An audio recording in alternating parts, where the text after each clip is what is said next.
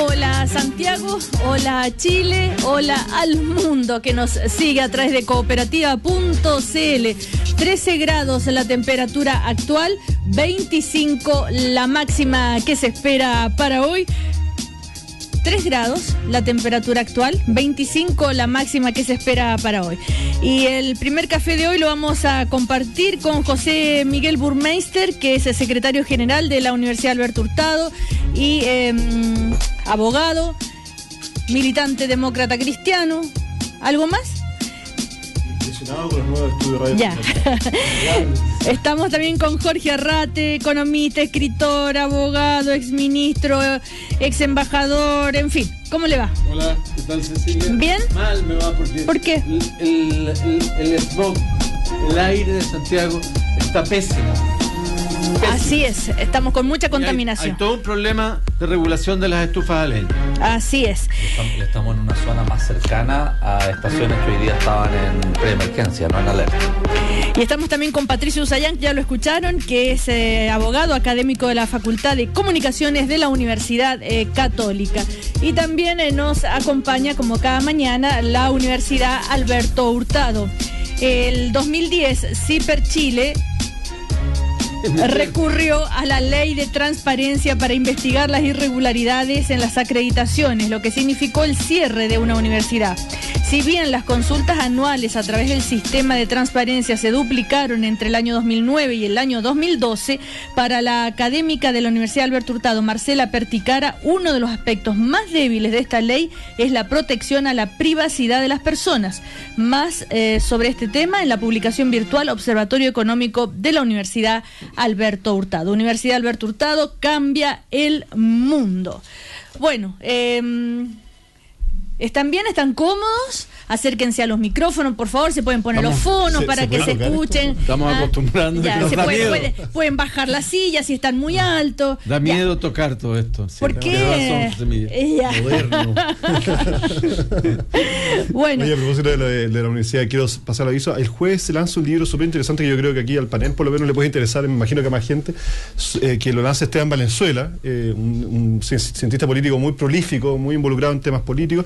Novelista además. ¿Novelista también? Ah, no sí, sabía, tiene dos novelas publicadas. Pero muy buen libro. Chilemo Blues. Me lo compré ayer, me promete mucho el libro sobre, bueno, a mí me interesa particularmente sobre el MAPU, la democracia cristiana, la izquierda chilena y su surgimiento histórico. Así que lo recomiendo porque se ve interesante y el lanzamiento es el jueves a las 7:30 de la tarde en la Universidad Alberto Hurtado. Bueno, pasado el aviso, una de las noticias de ayer fue en cadena nacional, ¿no es cierto?, la presidenta anunciando que ha tomado la decisión de objetar la competencia de La Haya, de la Corte Internacional de La Haya, y eso es una noticia un anuncio que ha generado unánimemente la aceptación en Chile de los dirigentes, en fin. Esta decisión, dijo ella, se basa en los principios fundamentales que inspiran la acción de la política exterior de Chile y que mi gobierno ha mantenido invariablemente. Ahora, ¿qué dicen algunas reacciones en Bolivia? Que esto significa entonces que los argumentos jurídicos de Chile no son lo suficientemente fuertes, que necesitan entonces cuestionar la competencia de la Corte para este caso. ¿Qué creen ustedes? Yo creo que no tiene nada que ver una cosa con la otra, ¿no? Y cualquier abogado sabe que uno primero recusa al juez, ¿no? Lo inhabilita y después, independiente de los argumentos jurídicos que pueda tener que usar después, porque puede ocurrir que no se acepte la recusación, ¿no? Pero existiendo la instancia, siempre se acude a ella. Por lo tanto, a mí me parece que no es lo lógico haber primero optado por declarar la incompetencia del tribunal. Si después el tribunal decide conocer igual la causa, bueno, habrá que ir a los argumentos jurídicos, ¿eh? Yo entiendo que, por lo que dicen los rumores, que en realidad... Los rumores, sí, siempre es útil. Que al parecer la memoria boliviana tiene mucho parafernalia, más que contenidos jurídicos, por lo tanto... es más fácil pedir la inhabilidad del tribunal, o la incompetencia del tribunal, que estar después discutiendo argumentos jurídicos contra argumentos más bien mediáticos. Yo agregaría una cosa. Primero, más allá de la demanda, yo creo que es importante, como hemos hablado en el programa pasado, el tema de la integración con la región, hay una relación bien traumática con Bolivia que es importante superar, llegar a puntos de encuentro. No sé si la vía, no creo, para mí al menos la opinión es que la vía no es entregar soberanía, sino que entregar acceso, no sé, pueden haber distintas vías no entregar soberanía. Entonces, dicho eso, de que es necesario integrarnos mejor con Bolivia, en el aspecto estrictamente jurídico, yo estoy de acuerdo contigo, Patricio. Yo creo que efectivamente había que interponer esta excepción de incompetencia, pero también llamaría, sobre todo después de la experiencia con Perú, a no confiarnos. Yo creo que de repente hay aires triunfalistas. Uno nunca sabe cómo un juez en general va a fallar. Los dos somos abogados y de repente uno se lleva sorpresa. Los abogados de Bolivia no son malos, son abogados destacados, son abogados reconocidos. Yo sí estoy de acuerdo que la demanda boliviana, que no la he leído, pero por lo que uno lee la prensa, no tiene mayores fundamentos jurídicos, pero creo que con la demanda con Perú nos pasó y nos confiamos un poco. Y lo segundo que agregaría es que creo que en la demanda con Perú nos faltó mayor, y que se entienda bien, mayor agresividad política en el plano internacional. Fuimos demasiado condescendientes. Y está bien mantener las dos vías, la línea comercial con ellos, está bien, no paralizar toda la relación político-comercial con Bolivia, pero creo que nos faltó más proactividad política en el tema. Entonces, esas dos cosas. Uno, no confiarnos, y segundo, ser un poco más proactivos en el ámbito político, para no cometer los errores, por ejemplo, que cometimos en su momento con la demanda anterior con Ecuador, que se nos fue de las manos y terminamos sin el apoyo explícito de Ecuador. Entonces, yo creo que para ganarlo hay que avanzar en esas dos líneas. Pero esto último, estoy de acuerdo contigo, yo creo que ha sido un problema histórico nuestro, o sea, Patricio, no somos un país querido en la zona en general, entonces, y nunca nos hemos preocupado mucho de mantener unas buenas relaciones públicas con el vecindario, de tal forma que los demás te apoyen. O sea, yo creo que es una cosa de más largo plazo que no es tan fácil conseguirlo ahora. Yo creo que además la relación con Bolivia es bastante curiosa, porque es esta relación por mar o relación más política, y mientras tanto uno va a Iquique y Arica y la relación comercial y humana con Bolivia es súper estrecha. O sea, son dos regiones que viven de manera importante de la relación comercial con Bolivia. Yo creo, Cecilia, que este juicio ante la Corte de La Haya no presenta grandes dificultades desde el punto de vista jurídico. Esa es mi impresión. Yo no soy un especialista, pero yo creo que, en primer lugar, Bolivia ha señalado que no está planteando revisar el tratado de 1904. Lo que ha hecho Bolivia es, dicho en buenos términos, no peyorativamente, inventar un caso para llevar a Chile a la Corte sobre la base del concepto bastante desconocido de derechos expectaticios, que es un concepto de vanguardia en materia de derecho internacional. Es decir, yo no creo que este juicio pueda terminar de una manera negativa para Chile en términos de obligarlo a una determinada conducta, porque eso es simplemente imposible. En ese marco, a mí me parece que lo que ha hecho el gobierno está bien en esa línea de defensa. El punto va más por el lado de algo que mencionó nuestro colega Burmeister, que es el plantearse qué es lo mejor para Chile en relación con Bolivia, para construir esas buenas relaciones con Bolivia. Y frente a esa pregunta, que yo creo que nos la hacemos poco, es que yo sistemáticamente desde hace mucho tiempo y públicamente he planteado que Chile debe cambiar de línea, buscar una fórmula que le permita que sea beneficiosa para Chile y que sea beneficiosa para Bolivia, para que Bolivia tenga una salida soberana al mar. Ese es mi planteamiento. Eso es lo que yo creo. Eso es lo que creía el presidente Domingo Santamaría, que fue presidente de Chile en los últimos años de la Guerra del Pacífico. Eso es lo que creía en el año 50 González Videla y Pinochet, el 75, que negociaron con Bolivia una salida soberana al mar. Yo creo que esa es una línea que terminaría de colocar a Chile en una posición distinta. Pero esa es una línea... A ver, una utopía, es una cosa... No creo que pero ¿por qué no se les va pero a no depende de nosotros, ese es el problema. ¿Cómo, perdón? Que esa salida puede ser muy viable, que Chile la abra esa posibilidad, como lo hizo anteriormente, pero como no depende de nosotros, entonces estamos buscando una solución, porque depende en el fondo de Perú. El año 75 quedó parado porque Perú dijo no quiero limitar con Bolivia al sur. Yo creo que el año 75 eso se paró porque la opinión pública boliviana no quiso aceptar una permuta de territorios. Es decir, por responsabilidad boliviana. Esa es mi información y mi análisis. Bolivia perdió una oportunidad en 1975. Ahora, pero Perú tampoco estuvo a favor en ese momento. Patricio, dejemos que Perú lo diga. Porque no saquemos las castañas con la mano al gato. De decir, no, es que Perú va a decir que no. Obliguémoslo a pronunciar. Esa es habilidad política, Jorge. Yo creo que la habilidad política que nos ha faltado, entre otras cosas, ha significado sacar al pizarrón, o como sea, no sé cuál es el dicho, es malo para los dichos, pero sacar adelante a Perú. Porque, un poco para los auditores, para el que no sepa, digamos, cualquier acuerdo en este tema con Bolivia, como un acuerdo, todo esto tiene un origen tripartito, requiere el consentimiento de Perú. Entonces, lo que ha planteado Chile a veces es entregar soberanía o salida al mar soberana para Bolivia en un corredor al norte de Arica. Pero pasa que eso era un terreno originalmente de Perú, y Perú significaría que estaría renunciando a sus aspiraciones, que no las tiene, pero igual estaría renunciando un poco a su... Pero está renunciando. Entonces, y Perú no lo va a hacer. Entonces lo que recojo de Jorge Arrate, que me parece interesante, es que a nosotros nos ha faltado un poco más de astucia política para sacar el pizarrón y hacer que los peruanos sean los que le digan no a los bolivianos. No nosotros. Yo por mí que les digan que sí. Bueno, yo auténticamente quisiera que les digan que sí. Pero no saquemos las castañas con la mano del gato. Sería harto cómodo, digamos. Sería harto cómodo para nosotros tener dos países limítrofes, no tres, digamos. Porque ¿sabes una cosa? Aquí, Cecilia, hoy día todas las embajadas de Chile en todo el mundo, toda la Cancillería chilena está volcada a tratar de enfrentar esta ofensiva boliviana a propósito del juicio de La Haya. Toda nuestra política internacional tiene primera prioridad el juicio de La Haya. Entonces Bolivia está logrando su objetivo. Chile paga costos por eso.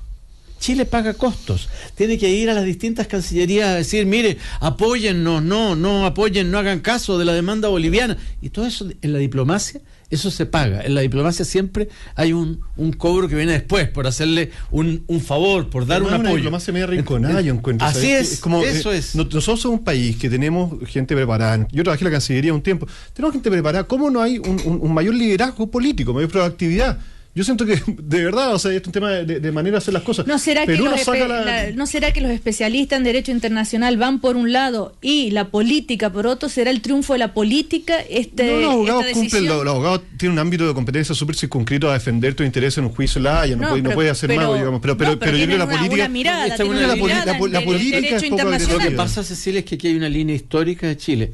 El canciller Muñoz, a quien conozco mucho, aprecio mucho y que creo que es profesionalmente óptimo, aunque no comparto el que diga, por ejemplo, como ha dicho, que Bolivia tiene no nos contemos cuentos. ¿Sí? El tema no es que Bolivia tenga acceso al mar o no tenga acceso al mar. Efectivamente, a través del territorio chileno lo tiene si se le dan las condiciones.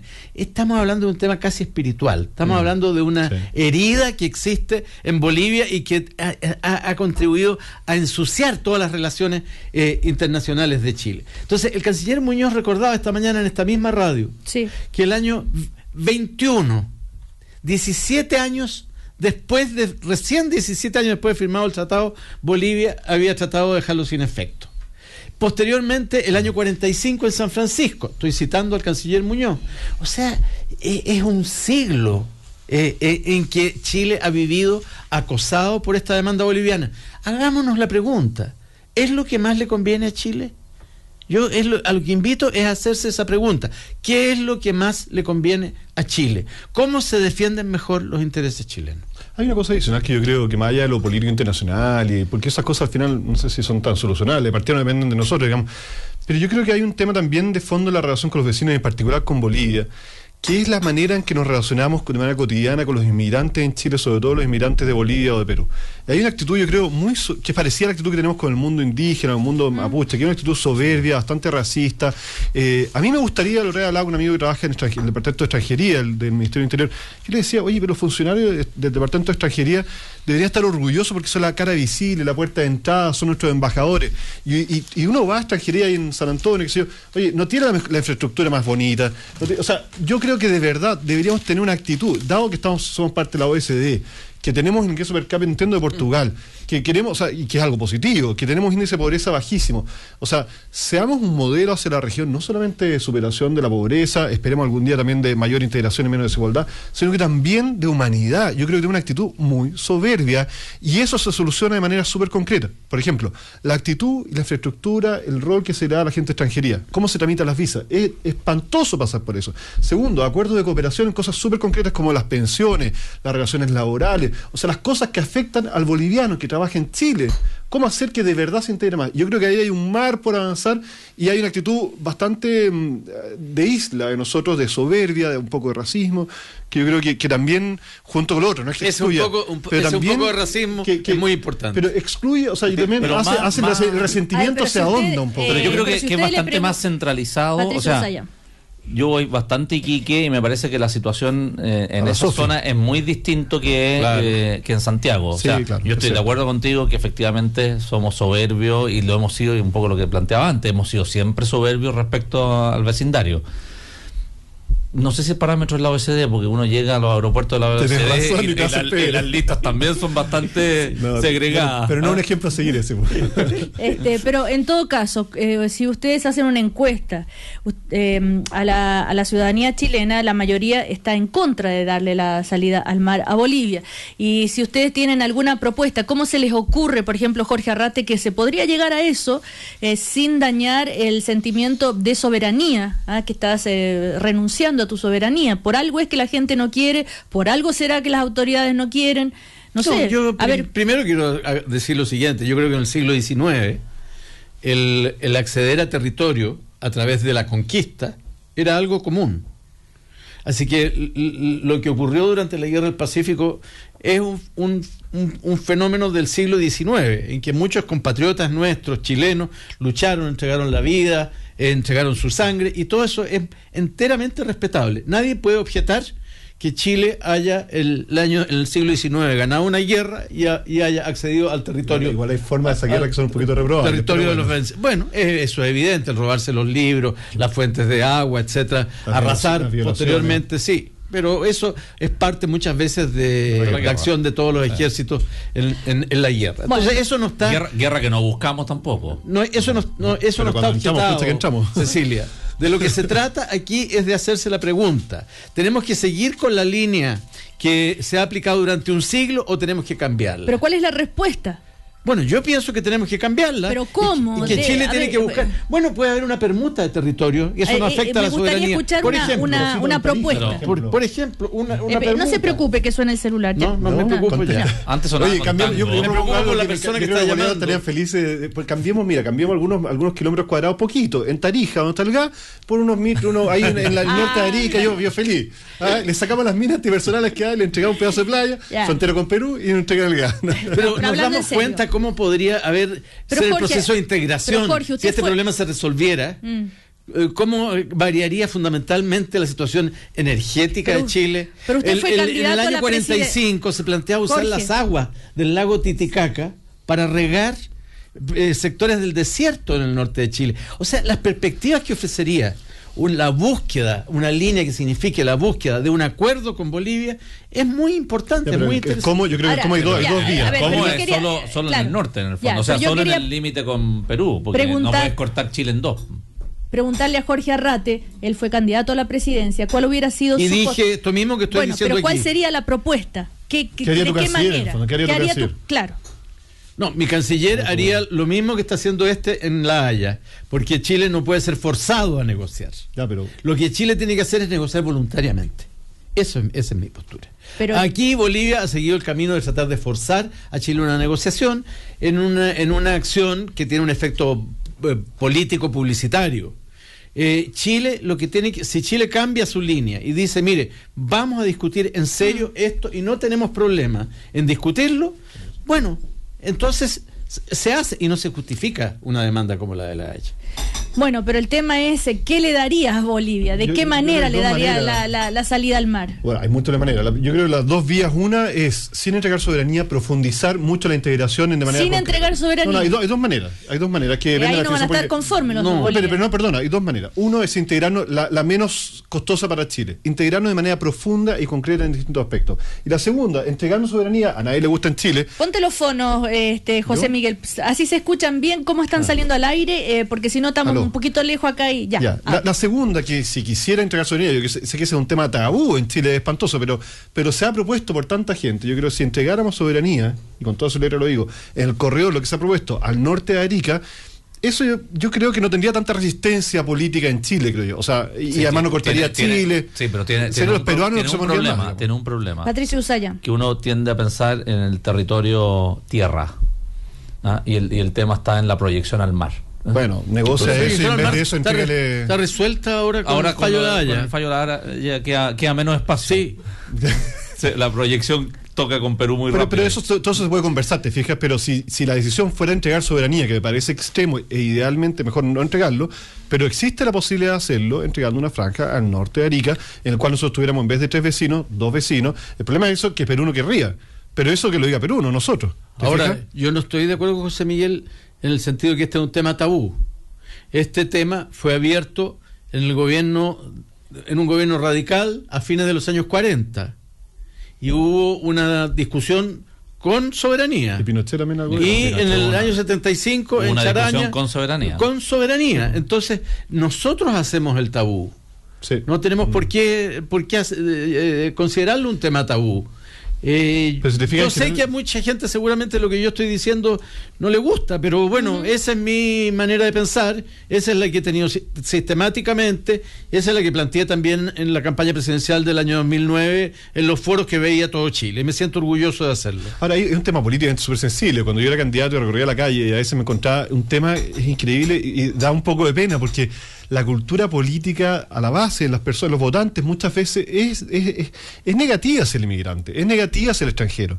Entonces yo creo que también ahí hay un tema de que para el que es candidato a presidente, diputado, lo que sea, es costoso, pero hay que tener liderazgo para ir cambiando esa cultura. Es una condición humana eso de ser resistente al inmigrante, se da en muchos países del mundo, y no es solamente pero yo confío, Cecilia, que el liderazgo político puede ir cambiando un poquito hacia una cultura un poco más abierta. Lo que pasa es, no sé, en Buenos Aires, si bien hay racismo también con los bolivianos porque ejercen los trabajos más... Los paraguayos. Pero los paraguayos, y en Francia y en Alemania con los turcos, pero hay culturas más provincianas. Bueno, yo fui inmigrante porque yo fui exiliado durante 14 años y tengo una experiencias bastante duras en algunos casos. Pero bastante duras. Muy positivas en otros, pero bastante duras. Yo estuve primero en Italia, luego en la República Democrática Alemana y 10 años en Holanda. Pero es distinto, la manera en que Europa recibía a los latinoamericanos exiliados no era la misma que recibían hablo a nivel, por ejemplo, de los servicios policiales que señalaba José Miguel. Pero hablo de la sociedad. Situación era tan caótica como la que él describe hoy día en Chile. Lo que pasa es que yo creo que hay dos cosas. Uno, la discriminación del inmigrante cuando se le percibe como peligro laboral en el fondo, y es lo que uno ve en Europa, en Alemania respecto a los turcos, etcétera, y por lo tanto hay una discriminación interesada, más que una discriminación por lo diferente, que me parece menos peligrosa que la discriminación por lo diferente, que normalmente termina en violencia. Y lo segundo es que hay un patriotismo barato en el fondo, y por eso yo creo que ahí está la arista política, porque claro, exacerbar el patriotismo en el sentido que no podemos perder terreno, etcétera, es fácil, y las encuestas marcan bien, y por lo tanto en una campaña política es más fácil defender esa parada que esta otra. Como ninguno somos candidatos acá, podemos decir lo que pensamos. Pero los políticos... Bueno, la verdad, yo me excepciono porque cuando yo fui candidato dije exactamente lo que estoy diciendo hoy día. Así que... Por eso, pero los votos fueron pocos. Bueno, ¿Y tú crees que fue esa la razón? ¿Le van a echar la culpa a los bolivianos ahora de que yo haya sacado un 6,2%? Pero perdona, en términos estrictamente mezquino, yo quisiera pensar de manera mezquina, pero estrictamente mezquino, porque hay una cosa que public choice, no sé, estas escuelas de ciencia política, Miguel Burmeister, que es que los políticos reaccionamos desgraciadamente muchas veces al que es como el tango, el que no llora no mama, digamos, y el que llora más, la guagua llora más, es la que mama más leche. Lo mismo, o sea, el político reacciona desgraciadamente muchas veces al que al que grita más, a los votos. Y por eso que las cárceles son tan malas, porque los presos no votan, los inmigrantes y eso. Pero en Chile yo creo que cada vez deberíamos avanzar más, al igual como está pasando en Estados Unidos, a que los extranjeros también son una fuerza de votantes. Recordemos que los extranjeros pueden votar. Entonces yo creo que esperemos que al menos desde la motivación mezquina, los políticos empecemos como, al menos desde ahí, digo, por lo menos, a interesarnos un poco más en esos otros conciudadanos. Sí, pero hay poco, y en eso yo valoro lo de Jorge. Estoy ironizando con el tema de los votos, pero a ver, pero es que ¿sabes qué pasa? Que efectivamente cuando uno dice las cosas tal cual las piensa, saca pocos votos. O sea, yo en eso tengo experiencia de toda mi vida de estar en la minoría. Entonces, pero con un sistema que te protegía un poco, digamos. No, a mí no. Yo estoy en la minoría de la minoría. Oye, vamos a ir a comerciales. Están diciéndose ironías entre ellos. Sí, vamos a ir a comerciales. Antes les quería recordar lo que dijo Borges en alguna oportunidad, Jorge Luis Borges. Dijo las Malvinas, que se las devuelvan a los bolivianos que las necesitan, por ejemplo. Borges era bien protectorista, ¿no? A propósito de ironías. Vino la saludó y perdió el premio Nobel por eso. Bueno, no sé si fue por eso, pero bueno. Vamos a comerciales. Dicen. Seguimos en el primer café. A la vuelta alguien hizo una relación respecto a esto de la resistencia y del racismo a los mapuches.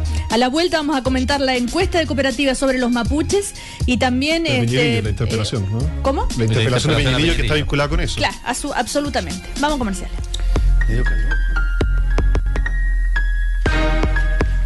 Seguimos en el primer café con José Miguel Burmeister, Jorge Arrate y Patricio Duzayán. Habíamos quedado en abordar el tema de la encuesta hoy de Radio Cooperativa y tiene que ver con el tema mapuche. Alguna de las preguntas y respuestas. A su juicio, ¿considera usted que el Estado de Chile está en deuda con el pueblo mapuche? 76,9% piensa que sí está en deuda. Respecto a si debiera tener un territorio propio y autónomo, debiera tener territorio, 58,7% dice que sí. ¿Piensa usted que la Constitución de Chile debiera hacer un reconocimiento explícito al pueblo mapuche como una nación autónoma? Debiera hacer este reconocimiento 65,5%. Llama la atención, ¿ah? ¿Que sí? Que sí, claro, cuando les doy la cifra es el sí, ¿ah? Sí, el sí. ¿Es nacional o es Santiago y Temuco? Santiago y Temuco. Exactamente, la ciudad de Santiago y la ciudad de Temuco. Nación autónoma, bueno, ya se los dije. Ahora, hay diferencias en relación a lo que el resultado en Santiago que en Temuco. En Temuco hay más resistencia. Hay más proximidad con el tema. Claro, porque hay más proximidad con el tema. Son algunos de los resultados de esta encuesta de Cooperativa Imaginación en la Universidad Central. El Congreso Nacional también le pregunta si debiera darle una cuota de representantes mapuches y debiera haber cuota. 83,9% dice que sí. En la ciudad de Temuco todas las cifras son muchísimo más bajas. ¿Pero pasa a la minoría? O sea, ¿pasa a que una minoría? A ver, respecto de los representantes mapuches en Temuco, el 18,3% dice que no debería haber cuota y el 14% que sí. En cambio, en Santiago, el 84,3% dice que sí, el opuesto, totalmente. Ahora, tú dices, Patricio Duzayán, es por la proximidad, porque ellos conocen más la realidad. Quiere decir que en Santiago estamos idealizando el tema mapuche, ¿estamos equivocados? Yo creo que es más fácil responder que sí a cosas que tienes más distantes y que crees además políticamente correcto. ¿No? Es raro decir no quiero que estén reconocidos en la Constitución. Yo matizaría. A mí me parece que uno puede tener el reconocimiento constitucional, pero me parece que no tiene por qué ser solo al pueblo mapuche. Me parece que hay otras etnias también, algunas que a mí me gustan más que los mapuches, lo tengo que decir, y por tanto atacameños, etcétera. ¿Por qué te gusta más? Porque conozco más su cultura, te digo, pero no es un problema de gusto. No, por eso te digo, no es un problema de gusto. Por eso te digo, me parece que tuviste una polola, hay un conflicto de interés. Hay un conflicto de interés. No, sí, te digo, no es un problema porque conozco más una cultura que la otra, nomás. Por lo tanto, defiendo que si va a haber una, estén todas. El tema de las cuotas a mí no me gusta.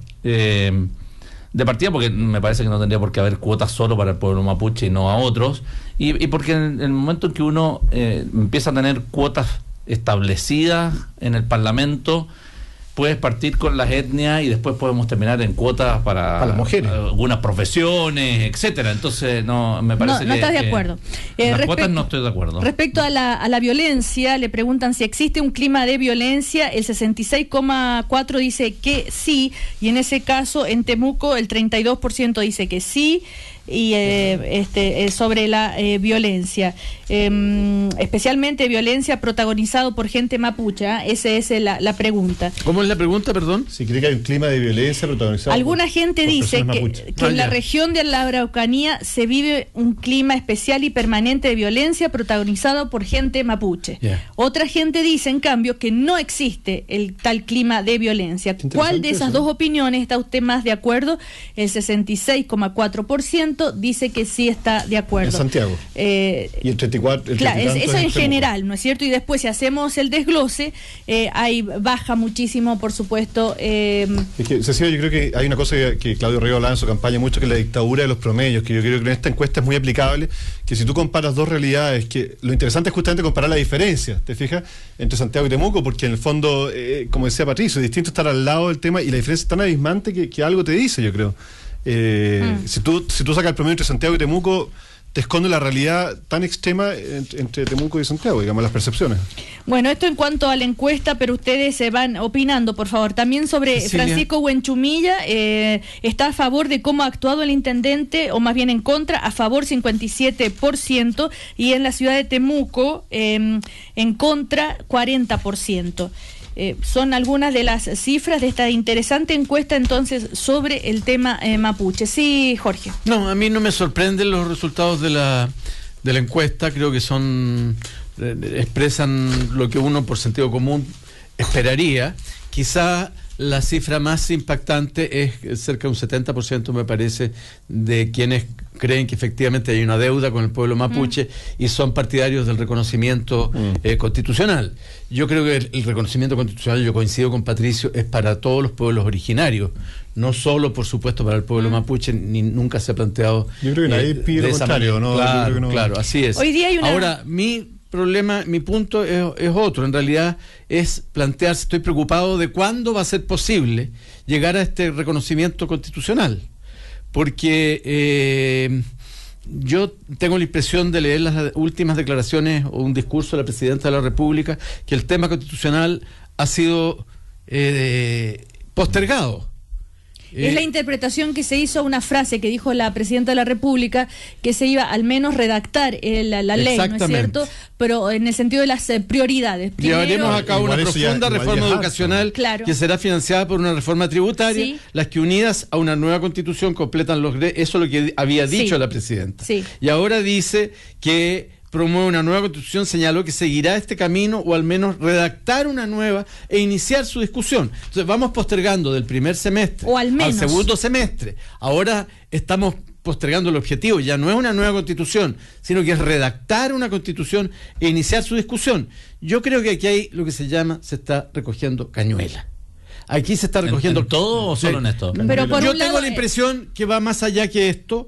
Yo creo que hay una actitud que dirigentes de los partidos de la nueva mayoría la han señalado. Leo en el diario hoy día declaraciones de Guillermo Tellier, declaraciones de Jaime Quintana, que señalan que están preocupados de que se vaya a reinstalar la política de los consensos y que la nueva mayoría no haga uso de sus propias mayorías. Entonces, volviendo al tema mapuche, ¿cuándo va a poder haber reconocimiento constitucional? Si la Presidenta pareciera ha resuelto no jugarse por una asamblea constituyente, ha resuelto no convocar a un plebiscito para hacer posible la modificación de la Constitución y ahora se conforma con redactar una Constitución y iniciar su discusión. Yo creo que eso se llama un paso atrás.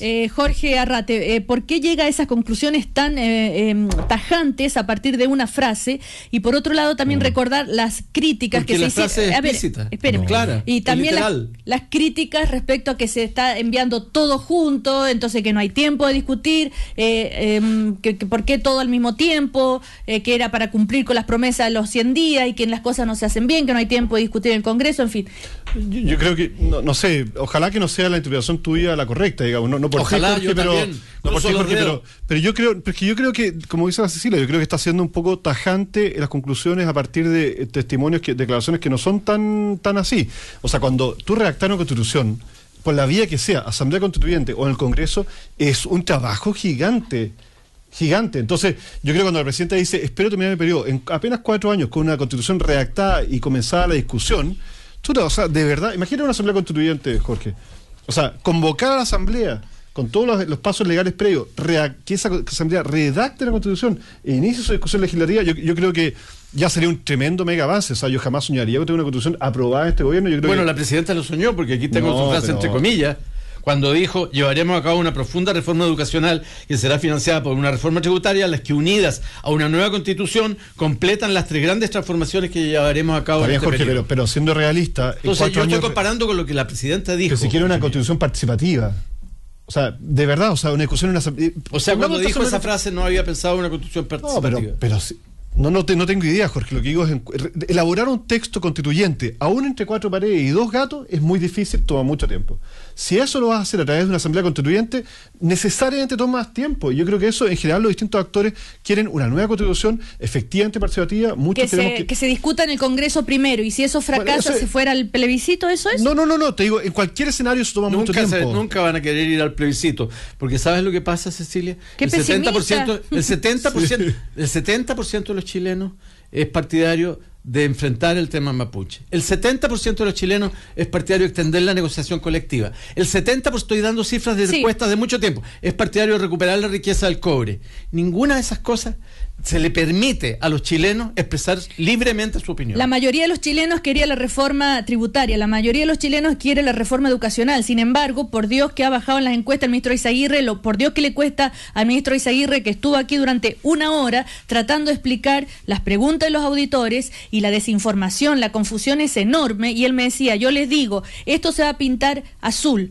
Y entonces al rato la señora le dice, ¿pero por qué lo pinta rojo? No, le dije que lo voy a pintar azul. Bueno, haciendo una... Es que es más difícil, Cecilia. Yo me leí el proyecto educacional, el final lucro, fin de selección, fin copago, y es muy complejo. Por supuesto que es complejo, pero a propósito de cómo se transmite la información, a veces por una frase sacada de contexto, en fin, suele llegar a conclusiones, ¿no? Aunque suene raro, Cecilia, yo creo que es más difícil. A ver, el cambio a la educación es un cambio cultural, como hemos discutido otras veces aquí en este mismo panel. Es un cambio cultural, es otro modelo. Y es muy complejo. Entonces, pero el cambio de la Constitución, por mucho que sea Asamblea Constituyente, de la manera que sea, o sea, son discusiones más gruesas. O sea, estás como tu encuesta, en el fondo. Entonces, lo que quiero decir es, ¿no será que la gente apoya mucho, pero después la influencia de los medios de comunicación va metiendo cuco y termina entonces influyendo mucho en la percepción de la ciudadanía, señor experto en comunicación? Yo creo que no. A ver,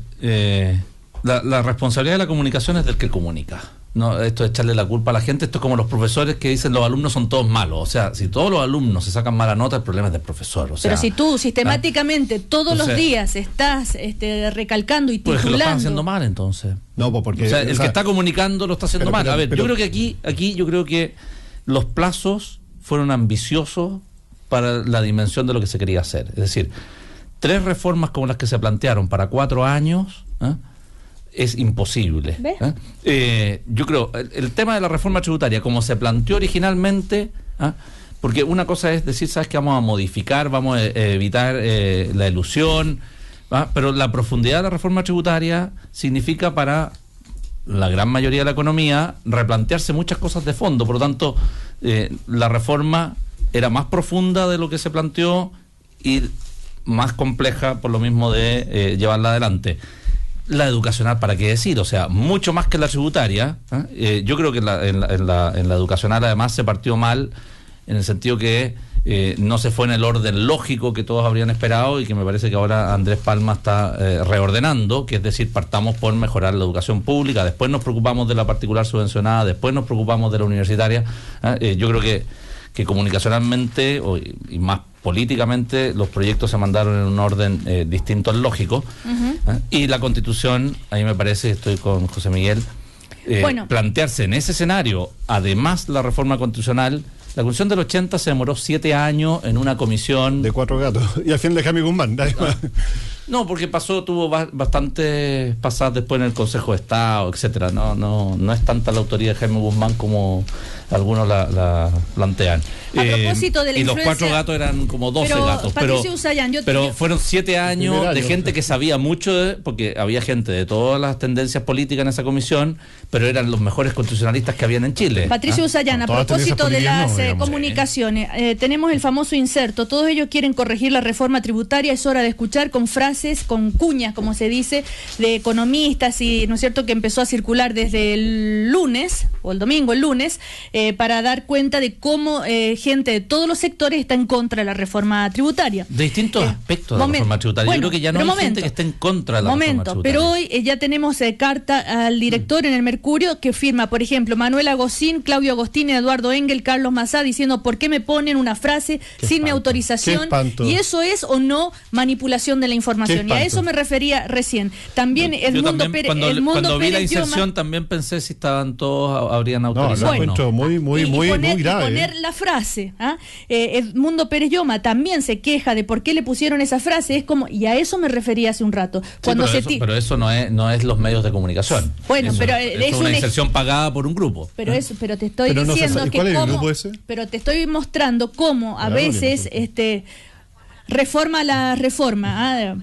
Bernardo Fonten la lidera. Pero a lo que voy es esta tendencia que tenemos los periodistas, o no es que tendencia, pero a veces se puede cometer el error de poner una frase, entre comillas, que a veces no está expresando todo el pensamiento. Y a eso me refería. Pero los periodistas tienen que poder citar. O sea, si yo digo algo y tú después me citas, está bien. O sea, tendría que salir yo a decir, ¿sabes qué? Pero me sacaste la cita con texto. No, pero editorialmente yo voy a elegir la cita que que editorialmente prefiero. Por eso, pero que eso no es periodismo. Por ejemplo, eso el senador... es una inserción. No, pero pero te poniendo pero es comunicación. Claro, es comunicación. Pero el senador Montes da una entrevista al Mercurio y el titular era una frase de toda la entrevista que él mismo dice, ¿por qué no leyeron toda la entrevista? Bueno, porque el Mercurio siempre ha hecho eso. Bueno, yo no creo que alguien pueda sorprenderse. Tú tienes que titular.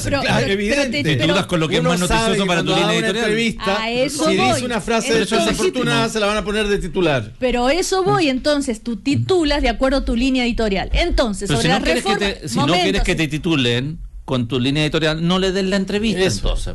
Bueno, ese es otro tema. Pero puede ser también una frase que dijo el ministro, por ejemplo, el ministro de Educación, ayer nos explicaba esa frase, yo no sé de educación, que ayer volvió a hacer, él la dijo en un jardín infantil donde convivían niños con síndrome de Down y con otras enfermedades muy complejas. Entonces, a ese tipo de integración, él se refería que ahí, por ejemplo, él reconocía que hasta ese punto no sabía educación porque era todo, es una experiencia distinta. Entonces, ¿qué es lo que queda en los medios?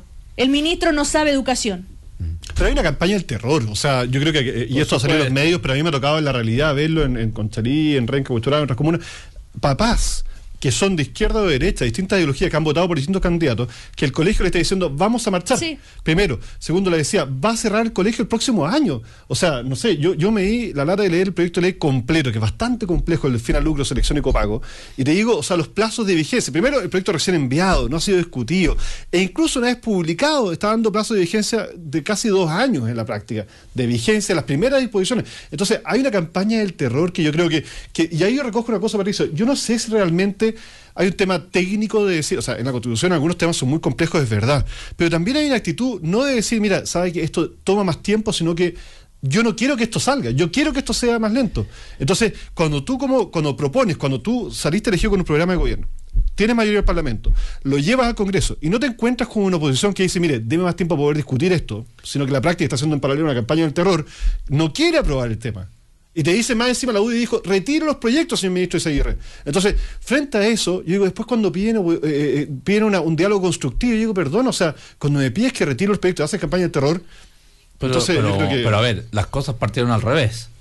No, también la UDI llamó también a retirar los proyectos. Sí, no, pero porque yo creo que están mal presentados el orden en que se presentaron. Pero bueno, sí.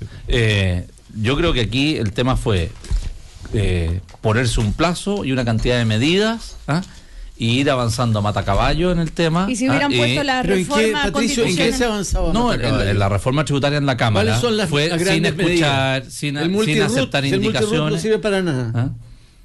A ver, pero separemos. ¿Cómo? ¿Cuáles son las grandes medidas de los primeros 100 días? ¿Cuáles son las super medidas? Enviar el proyecto de reforma tributaria, enviar el proyecto de educación. Está bien. ¿Cuándo va a salir la reforma tributaria? Yo creo que en un par de meses. Vamos a tener hoy es un día de Jorge, la medida vamos a tener reforma educacional en cuánto tiempo. Y ustedes dicen que hasta ahí llega el gobierno. No, las otras cosas no. O sea, yo saco como conclusión de aquí que se ha dicho que el gobierno de Bachelet no puede cambiar y hacer una nueva constitución en un periodo de 4 años. Eso es lo que ha dicho Patricio y José Miguel. Yo creo que yo dije absolutamente porque estoy con el programa de Bachelet y con sus primeras declaraciones. Una pregunta para Jorge. Eso es muy noticioso. Sí. Una pregunta para, claro.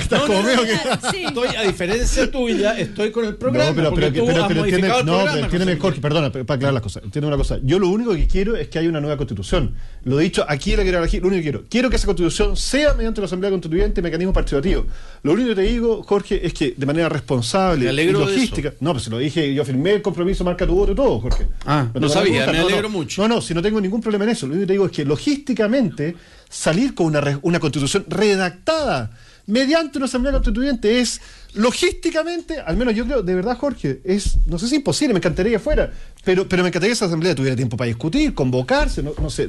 Desde ahí te lo digo, no es una opción política. Pero ¿cómo hacemos, José Miguel, para que haya Asamblea Constituyente? Porque ese es el problema que tenemos ahora. La Asamblea Constituyente se le echaron al bolsillo. Nadie está hablando en el gobierno de Asamblea Constituyente. Ni siquiera están hablando de una nueva constitución. Hay varios parlamentarios. Un proyecto que se va a discutir. Hay varios parlamentarios, Jorge, Osvaldo Andrade dijo eso y Camilo Escalona dijeron eso en su momento, pero también hay un montón de otros. Ha dicho ahora no lo ha dicho, que no va. Pero ¿cómo? Si está eso es lo que el texto redactado. Bueno, pero volvemos a la frase. Están discutiendo el sistema electoral, Jorge. Estamos volviendo a la frase y nos hubiera gustado conversar con alguien del gobierno, pero Jimena Rincón en este momento no nos puede responder el llamado, que sería la persona indicada para aclarar ese punto que está. O sea, aquí hay una frase que hay que aclarar. Exactamente. Me parece por lo menos comienzo. Yo creo que la frase para mí la frase es clara. Ok. ¿Por qué los parlamentarios deben renunciar a la obligación y mandato popular de legislar? ¿Por qué hay que hacer asamblea constituyente así sin legislar? Preguntan a Jorge Arrate. No, porque la asamblea constituyente es un derecho fundamental de la ciudadanía. La Asamblea Constituyente es un momento de gran participación en que se genera un proceso participativo de discusión, se eligen democráticamente representantes y los chilenos podemos definir, cada uno de nosotros, cómo queremos convivir. Y eso le da una gran legitimidad a una constitución. Por eso es que queremos hacer una asamblea constituyente. Más bien los que tienen que explicar por qué no quieren que los chilenos se pronuncien son los que están en contra de la asamblea constituyente. Así que yo le preguntaría al auditor que ha mandado ese mensaje que le explique por qué no quiere que todos los chilenos puedan votar y pronunciarse sobre una nueva constitución. No, pero no. Bueno. Eso hace el Congreso, Jorge. Claro, lo que dice. No lo hace el Congreso, Patricio, porque el Congreso no puede dictar una nueva constitución. ¿Cómo? Pues. Para que el Congreso dicte una nueva constitución, se requiere pasar por un plebiscito para que haya una nueva constitución. Pero hay una bancada constituyente, ¿no? La mayoría, lo que el Congreso puede hacer es modificar esta constitución. La presidenta, cuando dice vamos a tener un texto redactado, no te está negando las maneras de redactar ese texto. Yo creo que de verdad, no estoy diciendo, yo no sé qué es lo que hace la presidenta, pero no ha negado la posibilidad de hacer. Bueno, esperemos que haya una aclaración, porque a mí me parece preocupante, verdaderamente. Bueno, llegamos al final del primer café. Seguimos la próxima semana. Vamos a tratar de aclarar esa frase de Jorge Arrate, que es bien interesante. Vamos a estar atentos a la aclaración. Ok. Respondo tan rápido. Bueno, oigan, no alcanzamos a hablar de la reforma tributaria. Pasó de defender al gobierno a atacar al gobierno. Y la interpelación de Peñilillo y varios temas. Sí. Bueno, será para la próxima. Gracias entonces por compartir con nosotros. José Miguel Burmeister, Jorge Arrate, Patricio Duzayán. Que les vaya muy bien. Chau, Muchas chau. Gracias. Adiós.